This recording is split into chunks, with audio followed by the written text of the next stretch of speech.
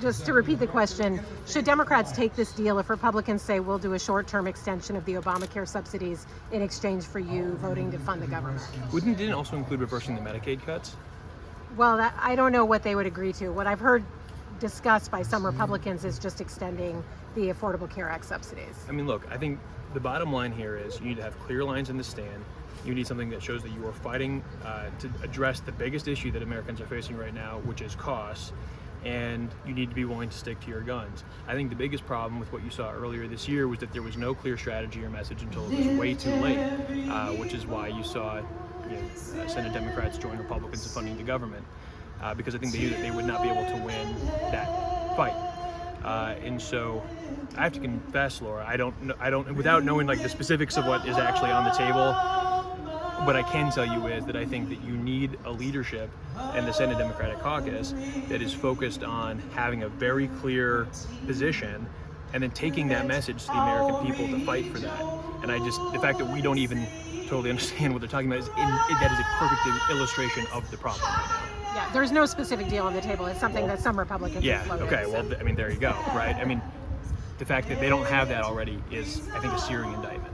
Is there a world where it is a good idea to shut down the government for Democrats? I mean, again, I think the approach that Senate Democrats need to take is a very clear, if it means continuing investments in Medicaid, continuing investments in the ACA, trying to codify language to prevent the rescissions that have been happening. But you need to pick something and then take that message to the American people and hold the line over it. But in terms of how you negotiate over government funding, you should not be fighting with one hand tied behind your back or not utilizing every tool in the toolbox.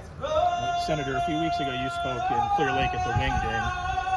That's just a few hours from the Twin Cities where your state legislative colleague, Speaker of the House of Minnesota, Melissa Hortman, was killed in her home. Where she had spoken at that event. Just a couple years before that, I remember being there for that as well, right? So there's been an outpouring, a tremendous amount of response, even a martyrizing of Charlie Kirk this week, whereas Melissa Hortman, who received the votes from her constituents, her legislative peers elevated her to the speaker role. There's been far less attention on her death, which was a literal canceling of votes. Kirk's assassination, the canceling of ideas and free speech, both vital to democracy.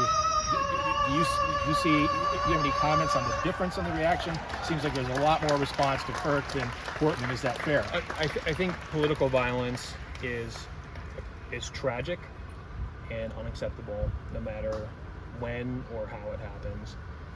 The loss of Charlie Kirk, the loss of Speaker Emerita Hortman, the attempts on President Trump's life last year, none of it is acceptable, and none of us want to live in a country where political violence is being normalized and certainly not celebrated.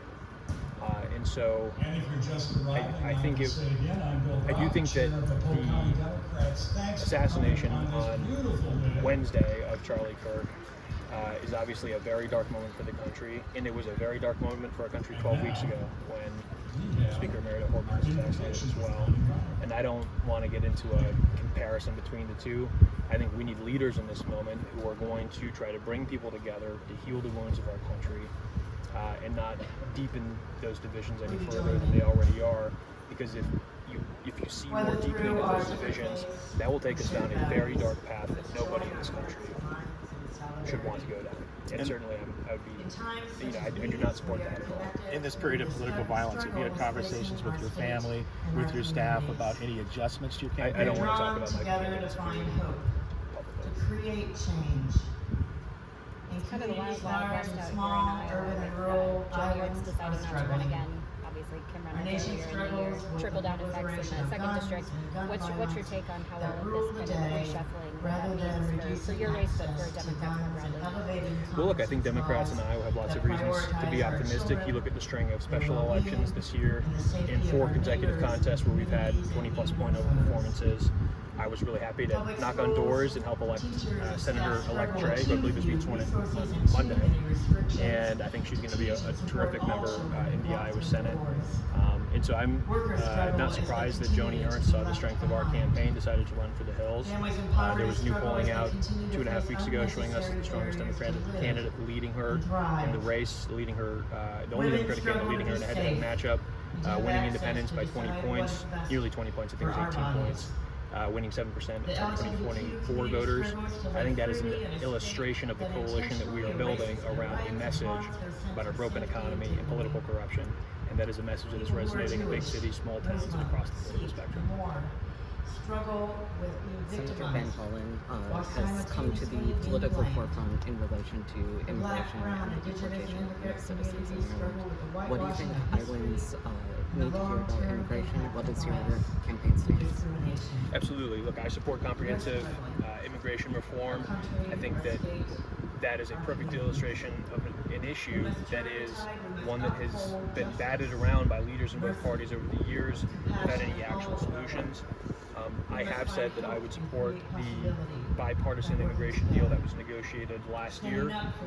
I think that it is reasonable to expect a secure southern border, but I have not heard from Iowans support for mass deportations of people who are living in this country, maybe here illegally, but have not otherwise committed violent crimes or anything like that. I think there is a wide support for the removal or deportation of people who have committed violent crimes in our own country illegally. But the challenge, of course, for law enforcement is that, kind of by definition, almost it's a lot harder to find those folks than the people who are living their lives peacefully. I also look at not just on the immigration question with the deportations, but also you look at a town like Ottumwa, where 200 employees at JBS had their temporary protected status revoked and were basically sent out of the country. That had a huge impact on the community that's already struggling. That is worried about the future of programs like Job Corps. You're not talking just about employees at a company, you're talking about members in the community, about 67 mortgages, homes, families, and I think that the current policy is not one that is good for the state. As you've traveled the state, Senator, how bad is income inequality? You've certainly talked about it, but as you've actually been out around the state, are there particular regions or areas that are really troubling to you? What are you seeing overall with income inequality? So Doug, just this morning I was over at Iron Workers Local 67 here in Des Moines, visiting with a couple that lives down in Warren County, in a small town. Eddie and his wife were there for the health fair to get a routine checkup and flu shots. And I was talking to his wife, Katie, and she's currently working as a home health aide. Been doing that for the last 5 years. They have 5 kids, but only have 2 at home. And what Katie told me was, it is harder now with only 2 kids at home to put food on the table, even with her working, than it was when they had 5 kids at home and she was a stay-at-home mom.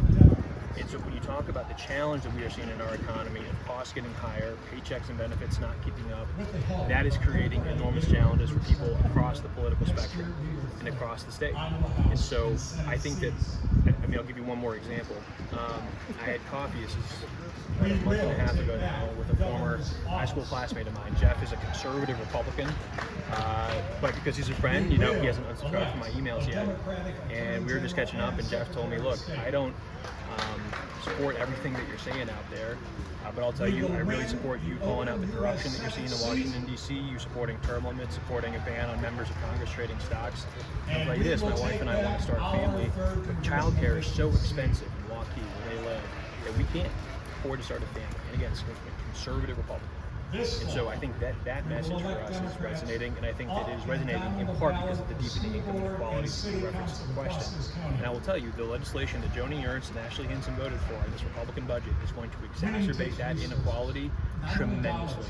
Every event we do, we ask, does anybody here support another tax cut for billionaires? I've not gotten the hand yet. Maybe that'll change. But I think that there is a real frustration with what's currently happening in the economy, and we know it's gotten worse over time, and it will continue to get worse unless we elect new leaders who are actually willing to stand up to the big corporate billionaires and donors who fund those campaigns and actually make some real changes.